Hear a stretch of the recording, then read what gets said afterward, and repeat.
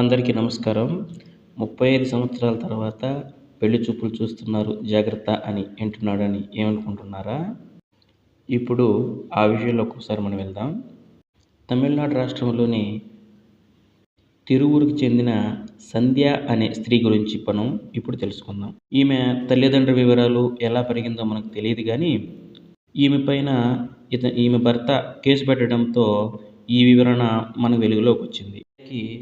ఒక ఆయనతో పెళ్ళయింది. పెళ్ళయిన కొన్ని రోజులకే ఆమె భర్తకి ఆమె ఆధార్ కార్డు ఒకటి కనిపించింది.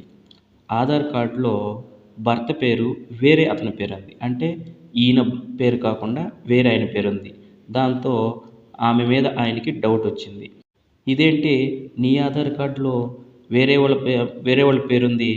భర్త నా పేరు కాకుండా వేరే పేరుంది. నిజం చెప్పు, ఇది నీకు ఎన్నో పెళ్ళి అని ఆమెను గట్టిగా నిలదీయడంతో అప్పుడు ఆమె ఆయన బెదిరించడం మొదలుపెట్టింది.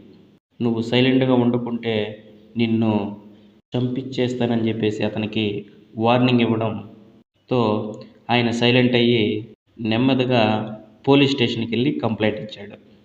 కంప్లైంట్ ఇచ్చిన తర్వాత పోలీసు వారు సంధ్యాని పిలిపించి విషయాన్ని రాబట్టారు. అప్పుడు ఆమె చెప్పింది విని ఆ భర్తకి కళ్ళు తిరిగే విషయం ఒకటి తెలిసింది. ఏమిటంటే ఆయన సంధ్యకి 50వ భర్త. అప్పుడు పోలీసు వారు అసలు విషయాన్ని సంధ్య నుంచి రాబట్టారు. కొన్ని సంవత్సరాల క్రితం ఒక మంచి వ్యక్తితో ఆమెకి పెళ్ళయింది. పెళ్ళయిన తర్వాత బాగానే అతనితో సంసారంగా ఉన్నది.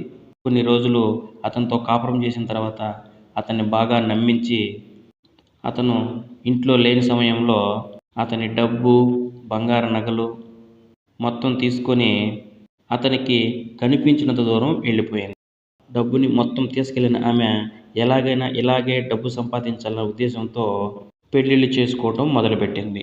ఇలా కనిపించిన అమాయకులను చూసి, ధనవంతులైన అమాయకులను చూసి పెళ్ళిళ్ళు చేసుకొని కొన్ని రోజులు ఉండి ఒక మంచి రోజు చూసి అక్కడి నుంచి అతని డబ్బు, బంగారుతో అక్కడి నుంచి మళ్ళీ జంప్ అవ్వడం, ఇలా చేస్తూ డబ్బును ధనాన్ని కూడబెట్టడం మొదలుపెట్టింది. కొన్ని రోజులకి మార్చడంతో అమాయపు వాళ్ళందరూ తగ్గిపోవడంతో బాగా ఆలోచించి మంచిగా మేకప్ వేసుకొని సాంప్రదాయబద్ధంగా మంచి చీరను కట్టుకొని తమిళనాడులోని ఒక మ్యాట్రిమనీ వెబ్సైట్లో తన బయోడేటాని మొత్తాన్ని అప్డేట్ చేసింది. ఇలా చేసిన కొన్ని రోజులకి ఆమె చేసిన ప్రయత్నం ఫలించి ఆమె అప్డేట్ చేసిన మొబైల్కి కాల్స్ ఎక్కువగా రావడం మొదలయ్యాయి. అలా ఆమెకు వచ్చిన కాల్స్ నెంబర్స్ అన్నిటినీ సేవ్ చేసుకొని వాళ్ళని ఒక్కొక్కరుగా మీట్ అయ్యి మాట్లాడడం మొదలుపెట్టింది. వాళ్ళతో మాట్లాడి మా ప్రొఫైల్ నీకు నచ్చింది, మీ ప్రొఫైల్ నాకు నచ్చింది కదా, నేను పెళ్లి చేసుకోవడానికి రెడీ అని చెప్పి వాళ్ళతో మాట్లాడి వాళ్ళకి దగ్గరయ్యి వాళ్ళని అలా మాటలతో బుట్టలో వేసుకోవడం మొదలుపెట్టింది. అలా మాట్లాడి పెళ్లి చేసుకొని 10 రోజులు కాపురం చేసి తర్వాత డబ్బు నగలతో జంప్ అవ్వడం ఇలా కంటిన్యూ చేస్తూ ఉండేది. ఈమె ఇలా ఎవరిని టార్గెట్ చేసుకొని చేసిందంటే మెయిన్ 35 సంవత్సరాలు పెళ్లి చేసుకోకుండా ఇన్ని రోజులు వాళ్ళ జీవితంలో ఒక మంచి పొజిషన్కి వచ్చిన తర్వాత పెళ్లి చేసుకుందామనే ఉద్దేశంతో 30 సంవత్సరాలు వేచి ఉన్న వాళ్ళని టార్గెట్గా చేసుకున్నది.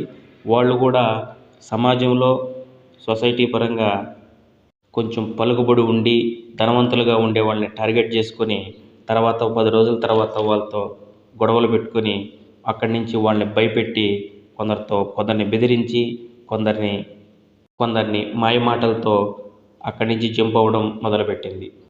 ఇదంతా విన్నా మీరు అనుకోవచ్చు, ఇంత తెలివితేటలుండి మనం ఎందుకు ఆ మాయలాడి చేతిలో పడతామని. మీరే కాదు, ఈ 50 మంది చేసుకున్న 50 మందిలో మీరు నమ్మరు, ఒక డిఎస్పీ రేంజ్లో ఉన్న ఒక వ్యక్తి, 2 సబ్ ఇన్స్పెక్టర్లు, ఒక బ్యాంక్ ఎంప్లాయీ, ఇట్లా ఎంతో ధనవంతులు కొంతమంది బయటపడి సొసైటీలో నేమ్ ఉన్న వాళ్ళు బయటపడలేక చెప్పలేక సైలెంట్ అయ్యారు.